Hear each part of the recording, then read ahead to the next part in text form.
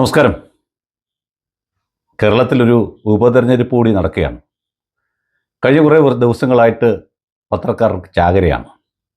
ഓരോ ചാനലിൻ്റെയും 5ഉം 6ഉം ക്യാമറാമാന്മാരുടെ ടീമും നിലമ്പൂരിൽ അങ്ങേയറ്റം തമ്പടിച്ചിരുന്ന് വാർത്തകൾ സൃഷ്ടിക്കുകയാണ്.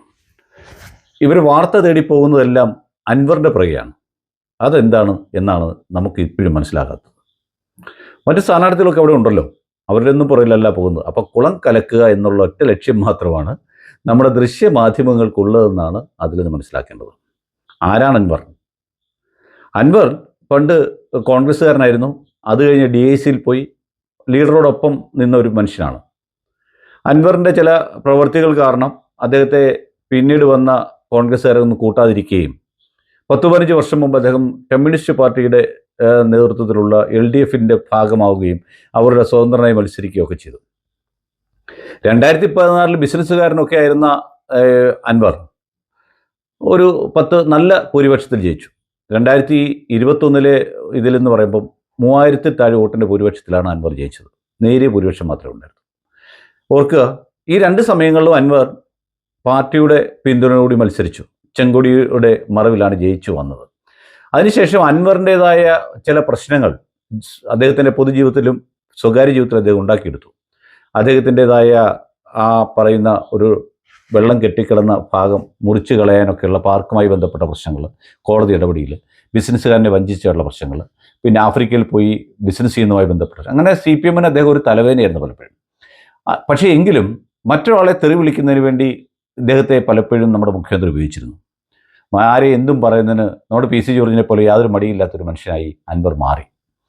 അവസാനം അൻവറിൻ്റെതായ പല കാര്യങ്ങളും നടക്കാതെ വന്നപ്പോൾ, അൻവർ വിചാരിച്ച പോലെ കാര്യങ്ങൾ നടക്കാതെ വന്നപ്പോൾ അൻവർ പല പാർട്ടികളും നോക്കി. നിങ്ങൾക്കെല്ലാം അറിയാവുന്ന കാര്യമാണ്. ഒരിടത്തും നടന്നില്ല.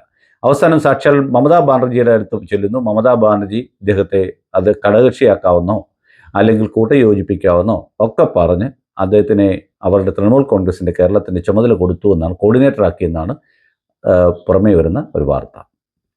ഈ കൂട്ടത്തിലൊരു കാര്യം പറഞ്ഞോട്ടെ, ഈ തൃണമൂൽ കോൺഗ്രസിന് നേരത്തെ കേരളത്തിൽ ഘടകങ്ങളുണ്ടായിരുന്നു. ആദ്യത്തെ ഘടകത്തിൻ്റെ പ്രചരണത്തിന് വേണ്ടി ഇന്ത്യ ഒരു നാഷണലിസ്റ്റ് ബാങ്കിലേക്ക് അയച്ച പൈസ ആരോ അടിച്ചു മാറ്റി, അതുകൊണ്ട് അത് പറഞ്ഞ് പിരിച്ചുവിട്ടു എന്നാണ് അറിയുന്നത്. അതിനുശേഷം മനോജ് ശങ്കരൻ മൂലം എന്ന് പറയുന്ന ഒരാൾ കേരളത്തിൻ്റെ എല്ലാ ഭാഗങ്ങളിലും നടന്ന സംസ്ഥാന പ്രസിഡന്റായി നിയമിക്കുകയും മമതാ ബാനർജിയുടെ ബന്ധുവായ അഭിഷേക് ബാനർജിയൊക്കെ ആയിട്ട് നല്ല ബന്ധം വരികയും, അങ്ങനെ ആ ബന്ധത്തിനിടയിൽ അയാൾ കേരളം മൊത്തം നടന്ന് ജില്ലാ കമ്മിറ്റികളൊക്കെ രൂപീകരിച്ച്, സംസ്ഥാന കമ്മിറ്റി രൂപീകരിച്ച്, എല്ലാ ജില്ലാ കമ്മിറ്റികളും എടുത്തതിന് ശേഷം തിരുവനന്തപുരത്ത് ചെല്ലുന്നപ്പോഴത്തേക്ക് മമതാ ബാനർജി അവിടെ നിന്നൊരു തിട്ടൂർ അയച്ചു, കേരള ഘടകം പിരിച്ചുവിട്ടിരിക്കുന്നു എന്ന് പറഞ്ഞു. കൂടാതെ ഈ മനോജിനുൾപ്പെടെ എതിരെ DGPക്ക് പരാതിയും കൊടുത്തു. ഇതൊരു സംഭവമാണ്, നടന്ന കാര്യമാണ്. അന്ന് ഇതിനകത്തുണ്ടായിരുന്ന പലരും ഇപ്പോഴും അൻവറിൻ്റെ കൂടെ ഉണ്ട് എന്നാണ് ഞാൻ മനസ്സിലാക്കുന്നത്. അപ്പോൾ ആ സാഹചര്യത്തിലാണ് അൻവർ ഈ പറയുന്ന തൃണമൂൽ കോൺഗ്രസിലേക്ക് വരുന്നത് എന്നുള്ളതാണ് ഒരു കാര്യം. പക്ഷേ ഈ തൃണമൂൽ കോൺഗ്രസ് എന്താണ്? തൃണമൂൽ കോൺഗ്രസ് എന്ന് പറഞ്ഞാൽ പല സമയങ്ങളിൽ പല രീതിയിലുള്ള ആറ്റിറ്റ്യൂഡുള്ളവരാണ്. അവർക്ക് പല സ്വഭാവങ്ങളാണുള്ളത്. ഈവൻ ഗോവയിൽ കോൺഗ്രസ് ജയിക്കുന്ന ഒരു സാഹചര്യം വന്നപ്പോൾ, ജയിക്കുമെന്ന് മനസ്സിലാക്കിയപ്പം അവിടെ യാതൊരു പ്രവർത്തകരുമില്ലാതെ, ഒരു വാർഡ് കമ്മിറ്റി പോലും ഇല്ലാത്ത സ്ഥലത്ത് 500 കോടി രൂപ മുടക്കിയാണ് മമതാ ബാനർജി എല്ലാ മണ്ഡലത്തിലും സ്ഥാനാർത്ഥികളെ നിർത്തി വോട്ട് കാശ് കൊടുത്ത് മേടിച്ച് കോൺഗ്രസിനെ തോൽപ്പിച്ചത്. അപ്പോൾ മമതാ ബാനർജി അടിസ്ഥാനപരമായ ലക്ഷ്യം എന്ന് പറയുന്നത് കോൺഗ്രസിനെ തോൽപ്പിക്കുകയാണ്, BJPയോടൊപ്പം നിന്ന് തോൽപ്പിക്കുക എന്നുള്ളത് തന്നെയാണ് അവരുടെ ലക്ഷ്യം. ഇവിടെ മമതാ ബാനർജി ലക്ഷ്യമിടുന്നതും അതൊക്കെ തന്നെയാണ്. ഈ പറയുന്ന ഈ അൻവർ ഇപ്പോൾ പറയുന്ന തിരികൊളുത്തുന്ന പ്രസ്താവനകളൊക്കെ ഇലക്ഷൻ്റെ പ്രചരണത്തിൽ ഇനി വരാൻ പോകുന്ന 10-15-18 ദിവസം കൊണ്ടുണ്ടാകാൻ പോകുന്ന രാഷ്ട്രീയ മാറ്റത്തിൽ അൻവർ അപ്രസക്തനാകുമെന്ന് തന്നെ വിശ്വസിക്കുന്ന ഒരാളാണ് ഞാൻ. കാരണം അതിന് പറ്റിയ കാലാവസ്ഥയെ കേരളത്തിലുള്ളൂ. കേരളത്തിലൊരു രാഷ്ട്രീയ പാർട്ടികൾ, പ്രബലമായ 2 രാഷ്ട്രീയ പാർട്ടികൾ, മൂന്നാമതൊരു പാർട്ടിയുമുണ്ട്. ഈ പാർട്ടികളല്ലാത്ത ഒരാൾക്ക് നിലനിൽക്കുക എന്നുള്ളത് ബുദ്ധിമുട്ടാണ്. അങ്ങനെ ഈർക്കിൽ പാർട്ടികൾ രക്ഷപ്പെടുമായിരുന്നെങ്കിൽ, ഇപ്പോൾ അൻവർ ജയിക്കുമെന്നാണല്ലോ പറയുന്നത്, രക്ഷപ്പെടുമായിരുന്നെങ്കിൽ ഈ കേരള കോൺഗ്രസ്സുകാരൊക്കെ എന്നേ കേരളം ഭരിക്കത്തില്ലേ? അല്ലെങ്കിൽ ഇവിടുത്തെ കടേശികളെല്ലാം ചേർന്ന് ഭരിക്കത്തില്ലേ? ഒറ്റയ്ക്കൊറ്റയ്ക്ക് നിന്നാൽ ഒരു മണ്ഡലത്തിലും 3000-4000 വോട്ടിൽ കൂടുതൽ പിടിക്കാൻ പറ്റാത്ത കക്ഷികളാണ് LDFിലും UDFിലും NDFിലും NDAയിലും ഒക്കെ ഉള്ളത് എന്നുള്ള കാര്യം അവർ ഓർക്കാത്ത എന്താണെന്ന് എനിക്ക് മനസ്സിലാക്കാത്തത്. പിന്നെ എന്തുകൊണ്ട് ഈർക്കിൽ പാർട്ടികൾ കൂടുതൽ വരുന്നു എന്ന് പറഞ്ഞാൽ, പാർട്ടിയുടെ ഭരണത്തിൻ്റെ കീഴിൽ എന്തെങ്കിലുമൊക്കെ തങ്ങൾക്ക് നേടിയെടുക്കുവാൻ വേണ്ടിയാണ് ഈ ഈർക്കിൽ പാർട്ടികളെല്ലാം തന്നെ ഉണ്ടാകുന്നത്. അല്ലാതെ ഇവർക്ക് വ്യക്തമായി യാതൊന്നുമില്ല. ഒരാൾ NDAയുടെ സ്ഥാനാർത്ഥിയായിട്ട് വരുന്ന ആൾ കേരള കോൺഗ്രസ്സുകാരനാണെന്ന് പറയുന്നത്. അപ്പോൾ ഇവർക്കൊക്കെ എന്ത് രാഷ്ട്രീയ സദാചാരമുള്ളത്? അപ്പോൾ ഒരു രാഷ്ട്രീയ സദാചാരവുമില്ലാതെ ഇപ്പോൾ വന്യമൃഗങ്ങളെപ്പറ്റിയും മലയോര കർഷകരെ പറ്റിയും അവിടുത്തെ ക്രിസ്ത്യൻ സമൂഹങ്ങളെ പറ്റിയും സമുദായത്തെ പറ്റിയൊക്കെയാണ് അൻവർ സംസാരിക്കുന്നത്. ഈ അൻവർ ഈ പറയുന്ന 9 വർഷത്തോളം MLA ആയിരുന്നല്ലോ. അന്ന് അദ്ദേഹം എന്താ ചെയ്തേ? ഒന്നും ചെയ്തില്ല. ഇപ്പൊ പിണറായിസത്തെ എതിർക്കുകയാണ് തന്റെ ലക്ഷ്യമെന്ന് പറഞ്ഞ അൻവർ പിണറായി വിജയനെ സഹായിക്കുന്നതിനുള്ള നടപടിയായിട്ടാണ് മുമ്പോട്ട് പോകുന്നത്. ഞാൻ മനസ്സിലാക്കുന്നത് അൻവറും CPM-ഉമായി ഒരു അന്തർധാരയുണ്ട്. ആ അന്തർധാര പിണറായി വിജയൻ ഇല്ല എങ്കിൽ പോലും പിണറായി വിജയന്റെ അനുഗ്രഹ ആശീസ്സോടുകൂടി CPM-ലെ പല നേതാക്കളും ചെയ്യുന്ന കാര്യമാണ്. അൻവർ എന്തോ വലിയ സംഭവമാണെന്നും അൻവർ മത്സരിച്ചാൽ UDF-ന്റെ വോട്ട് പോകുമെന്നും ആ വോട്ടുകൾ അൻവർ പിടിച്ചെടുക്കും, അങ്ങനെ തങ്ങൾക്ക് ജയിക്കാമെന്നും CPM-ന് വ്യാമോഹമുണ്ട് എന്നെനിക്ക് തോന്നുന്നില്ല. കാരണം അങ്ങനെ ചിന്തിക്കാൻ പറ്റുന്നവരൊന്നും അല്ല CPM-ലുള്ളത്. അതുതന്നെയാണ് ഈ UDF-ന്റെ കാര്യത്തിൽ സതീശൻ ചെയ്തത്. സതീശനെ ഹിറ്റ്ലർ എന്നാണ് വിളിച്ചത്. അല്ല, ഒരു കൂടെ നിൽക്കുന്നവരെ ചേർത്ത് നിർത്താനും തങ്ങളെ കുറ്റം പറയുന്നവരെ ഒഴിവാക്കാൻ ഓരോരുത്തരും താല്പര്യമല്ലേ. നമ്മുടെ വീട്ടിലേക്ക് വരുന്ന ഒരാൾ നമ്മുടെ വീട്ടിലെ നമ്മുടെ മക്കളെ പറ്റിയോ അല്ലെ നമ്മുടെ അച്ഛനെ പറ്റിയോ അമ്മയെ പറ്റിയോ കുറ്റം പറഞ്ഞിട്ട് വന്നാൽ ആരെങ്കിലും ഏറ്റെടുക്കുമോ? നമ്മൾ ഒരു ആളിനെ മുമ്പോട്ട് വെക്കുമ്പോൾ ആ ആളിനെ പറ്റി കുറ്റം പറയുക. എന്താണ് കുറ്റത്തിന് കാരണം? അൻവറിന്റെ അച്ഛനും ആര്യാട് മുഹമ്മദ് കുടിപ്പകയുണ്ടായിരുന്നു. അവർ ദീർഘകാലത്തെ പ്രശ്നങ്ങളുണ്ടായിരുന്നു. ആ പ്രശ്നങ്ങൾ ഇപ്പോഴും അൻവറിന്റെ മുമ്പിൽ നിന്ന് പോയിട്ടില്ല. അപ്പോൾ അൻവർ ഒരു നല്ല പൊതുപ്രവർത്തകനല്ല. തൻ്റെ അച്ഛനും ആര്യാടൻ മുഹമ്മദുമായുള്ള പ്രശ്നം, ആ പ്രശ്നത്തെ ഇപ്പോഴും മനസ്സിൽ കൊണ്ടു നടക്കുന്ന ഒരു സാധാരണ മനുഷ്യൻ എന്നല്ല ഉപരി അയാൾ നല്ലൊരു ജനപ്രതിനിധിയോ ജനപക്ഷത്ത് നിൽക്കുന്ന ആളാണെന്ന് എങ്ങനെ പറയാൻ പറ്റും? നമ്മുടെ അപ്പൂപ്പന്മാരൊക്കെ തങ്ങളിൽ പല പ്രശ്നങ്ങളും കാണത്തില്ലേ?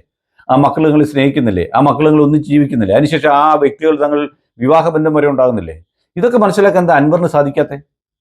അൻവർ അപ്പോൾ ചെയ്യുന്നത്, അൻവർ ഇപ്പോൾ ഈ കഴിഞ്ഞ കുറേ ദിവസങ്ങളായി എഴുതി വെച്ച തിരക്കഥ, അതിന് പുറകെ ഇവിടുത്തെ കുറേ ചാനലുകാരും പോയി, ഓൺലൈൻ മാധ്യമങ്ങളും പോയി, കഥ ഇത്രയേ ഉള്ളൂ, അയാൾക്ക് മത്സരിക്കണം. ഇന്നിപ്പോൾ അദ്ദേഹം വളരെ ദയനീയമായി പറയുന്നു അയാളുടെ ജീവൻ അപകടത്തിലാണ്. അടുത്തൊരു തന്ത്രമാണ്. ഇന്നലെ പറഞ്ഞു കാശില്ലെന്ന്.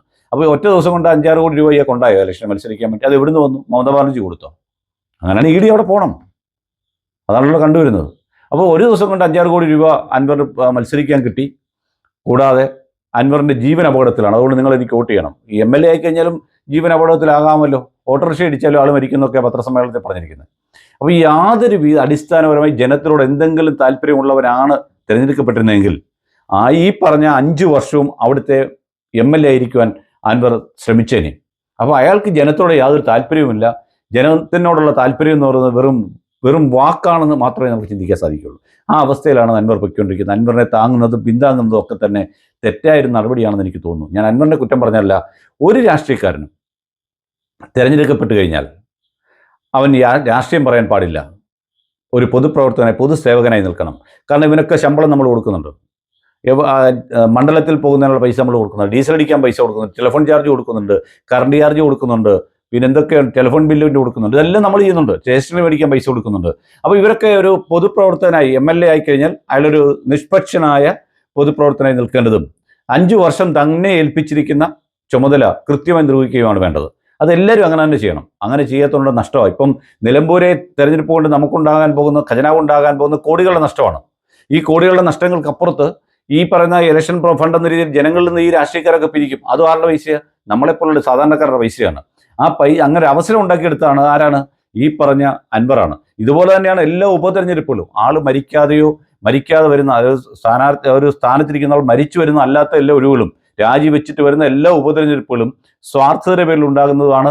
അതിനൊന്നും നമ്മൾ വളം വെച്ചു കൊടുക്കാൻ പാടില്ല ശരിക്കും പറഞ്ഞാൽ എന്നുള്ളതാണ് ഒരു രാഷ്ട്രീയ വിചാരമായി എനിക്ക് തോന്നുന്നത്.